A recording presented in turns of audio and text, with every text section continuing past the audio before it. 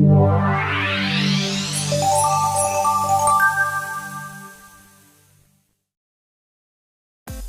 pagi anak-anak, mari kita panjatkan puji dan syukur atas berkat dan kasih karunia Tuhan kepada kita, sehingga pada saat hari ini kita masih diberikannya kesehatan dan kesempatan untuk dapat melakukan proses belajar mengajar. Minggu lalu kita sudah membahas tentang perkalian vektor dan vektor-vektor gerak, di mana perkalian vektor ini terbagi menjadi dua, yaitu perkalian titik atau dot, perkalian silang atau cross. Yang kedua adalah vektor-vektor gerak, di mana vektor-vektor gerak ini juga terbagi menjadi dua, yaitu vektor posisi dan perpindahan, dan yang kedua adalah vektor kecepatan dan kelajuan. Pada kesempatan kali ini kita akan membahas perpindahan dan jarak, kemudian kelajuan dan kecepatan. Adapun tujuan pembelajaran dari materi ini adalah kita mampu menjelaskan perpindahan, jarak, kelajuan, dan kecepatan. Perpindahan dan jarak. Pertama kita harus mengetahui dulu apa sih itu perpindahan dan jarak. Nah, perpindahan adalah perubahan kedudukan suatu benda dalam waktu tertentu. Sedangkan jarak adalah panjang lintasan sesungguhnya yang ditempuh oleh suatu benda dalam waktu tertentu.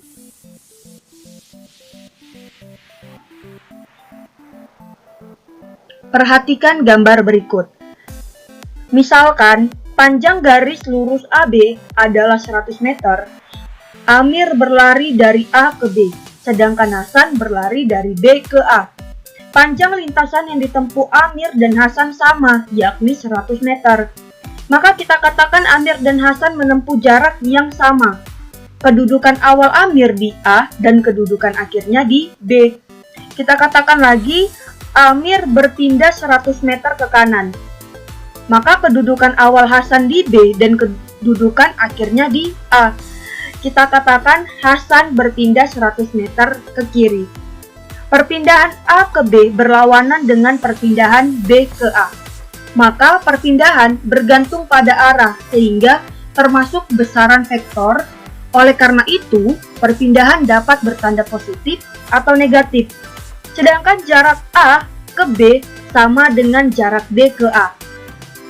Maka dari itu, jarak tidak bergantung pada arah, sehingga jarak termasuk besaran skalar. Dari penjelasan tersebut, muncul pertanyaan, bagaimana jarak dan perpindahan jika sebuah benda bergerak pada sumbu X dan sumbu Y? Untuk lebih jelasnya, kalian perhatikan gambar berikut. Kita anggap itu adalah hewan tikus. Tikus berjalan dari arah A ke B, kemudian dilanjutkan dari arah B ke C. Timbul lagi pertanyaan, apakah perpindahan tikus dari A ke C sama dengan jarak lintasannya dari arah A ke B, kemudian ke C?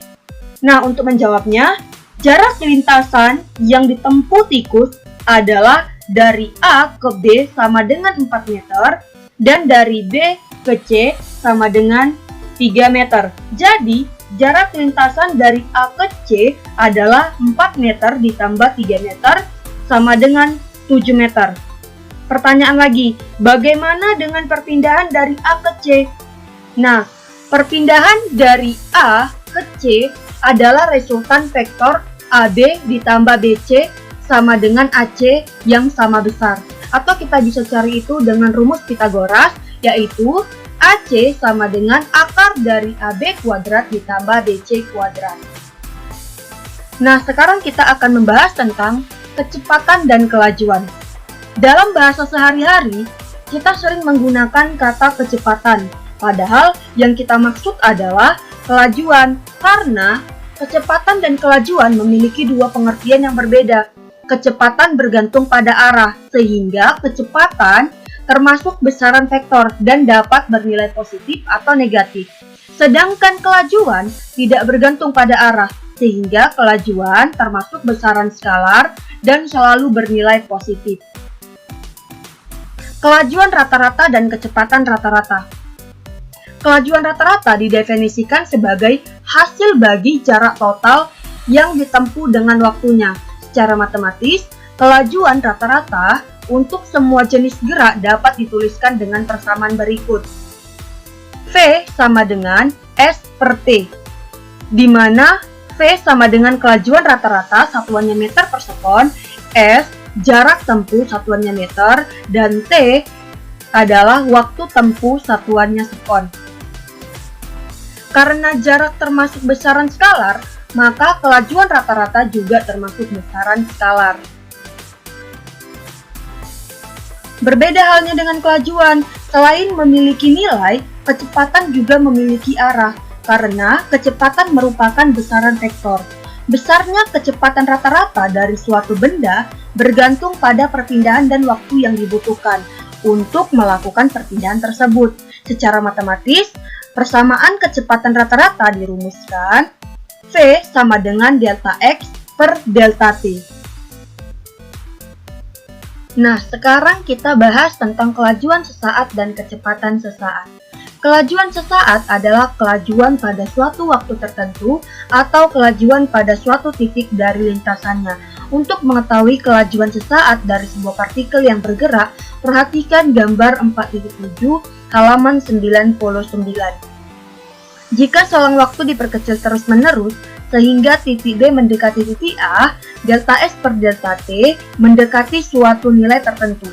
Pada saat selang waktu delta T mendekati 0, harga delta S per delta T disebut kelajuan sesaat V di titik A. V sama dengan delta S per delta T untuk delta T mendekati 0. Persamaan yang sama juga digunakan untuk menentukan kecepatan sesaat. Perbedaannya, kecepatan sesaat harus disertai dengan arah gerak benda. Sampai di sini pelajaran kita hari ini.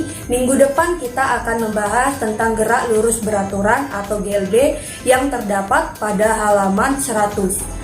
Jadi buat anak-anak, ingat yang paling penting itu adalah jaga kesehatan dan rajin-rajin mengulang pelajaran. Terima kasih.